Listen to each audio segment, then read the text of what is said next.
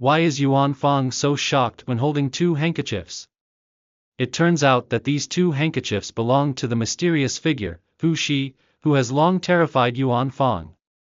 Just now, Detective D and Yuan Fang rushed back to Chang'an overnight from Jiangzhou County.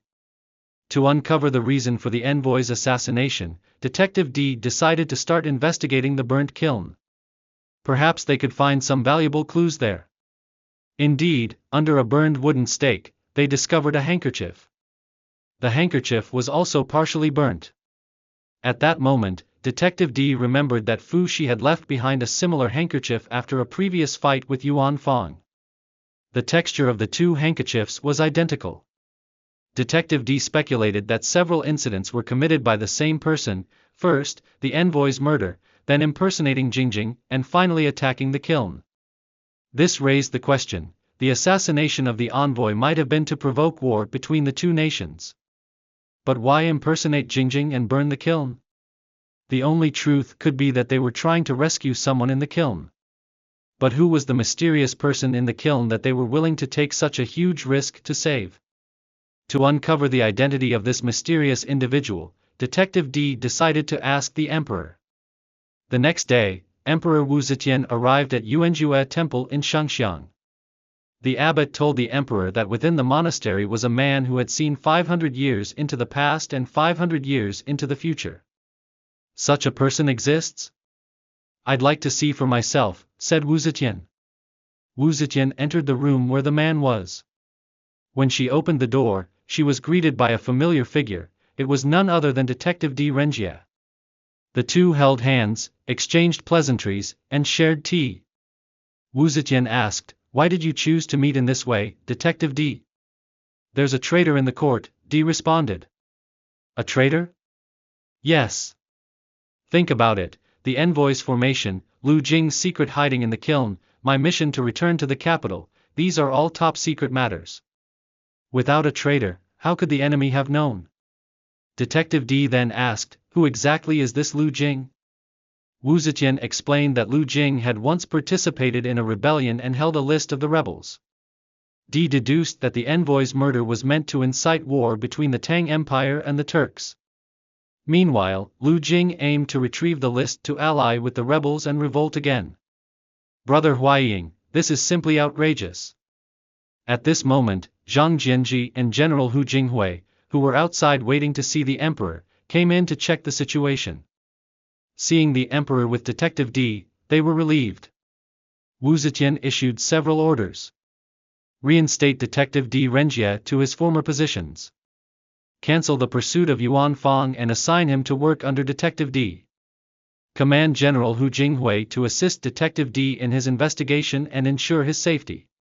With these instructions, the team immediately set out. Where would Detective D's first battle take him? That evening, a man about to be secretly executed appeared calm and composed.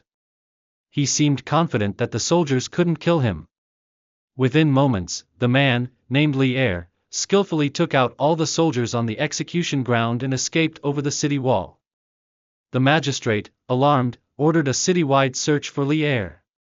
The next day, Detective D, along with Yuan Fang and Hu Jinghui, also arrived in Yuzhou City to investigate. Because the authorities were hunting Li Er, security at the city gates was tight. Detective D decided to disguise himself as a wandering merchant. However, when the guards saw he was an outsider, they tried to seize his belongings to check for valuables. This infuriated Hu Jinghui, who shoved the guards aside. "How dare a mere soldier be so disrespectful to my father?" Jinghui almost revealed their cover but managed to correct himself. The commotion attracted a squad leader. As a high-ranking officer, Hu Jinghui didn't take the guards seriously. The team stopped at a tea house to rest. Yuan Fang's casual remark about the general's imposing presence was overheard by Li Er, who had been following them. Detective D's group noticed villagers' corpses displayed at the city gate, sparking their concern. In a nearby inn, they learned that local villagers had rebelled due to unfair treatment and were now hiding in the mountains. The authorities had captured their elders and women to force their surrender. Determined to address this injustice, Detective D decided to confront the magistrate. Despite objections from his team, D emphasized that addressing the people's grievances was paramount. That night, a shadowy figure tried to approach Detective D but was intercepted by Yuan Fong and Jing Hui. The figure turned out to be Li Er. After a brief scuffle, D ordered them to spare him, suspecting Li Er might not be an enemy. Detective D surmised that Li Er had sought him out of desperation. The mystery of Li Er's identity deepened. The next day, the team reached Daliashu village, where they encountered terrified villagers. Detective D assured them he wasn't an official but someone who could help. Slowly, the villagers came out of hiding. D provided them with food and promised to fight for justice. The villagers revealed they had been wrongfully accused of collaborating with the Turks, leading to their land being confiscated and their lives devastated. Moved by their plight, Detective D vowed to seek justice for them. The storm was brewing, and a confrontation with the magistrate seemed inevitable.